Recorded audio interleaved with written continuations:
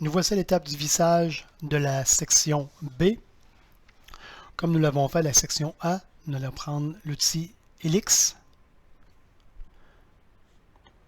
Nous allons lui demander virage et tangage.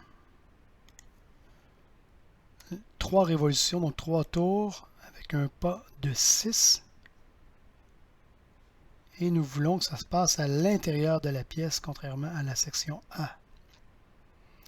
Notez que si jamais votre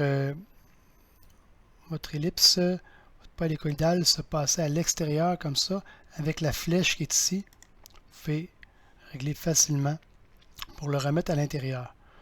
Nous allons donc accepter. Nous allons créer une nouvelle esquisse, un nouveau croquis sur le plan de face.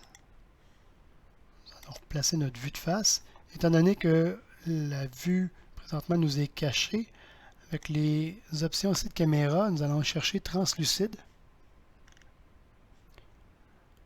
Je vais aller dans Utiliser pour venir cliquer sur le coin ici. Comme tout à l'heure, aller placer un cercle. Cercle qu'on va définir à 4 mm.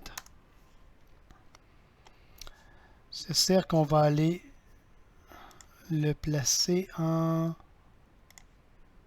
tangente ici avec la partie supérieure et en coïncidence ici avec le point. Ok, bien placé. Je peux terminer mon croquis. Je peux reprendre une vue isométrique si je le souhaite. Aller retourner chercher la vue ombrée qu'on avait tout à l'heure. Il nous reste à faire le balayage. Donc, cliquez sur l'outil balayage.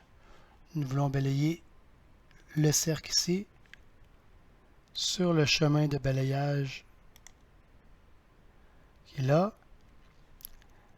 Mais présentement, on ne veut pas avoir ajouté du matériel comme on le fait pour la section A. On veut en retirer, donc on va aller dans Retirer plutôt que dans Ajouter. Donc, il va venir creuser. Onshape va venir creuser dans la pièce. C'est ce qu'on veut. Et on voit bien là le filage qui va nous permettre de visser une pièce dans l'autre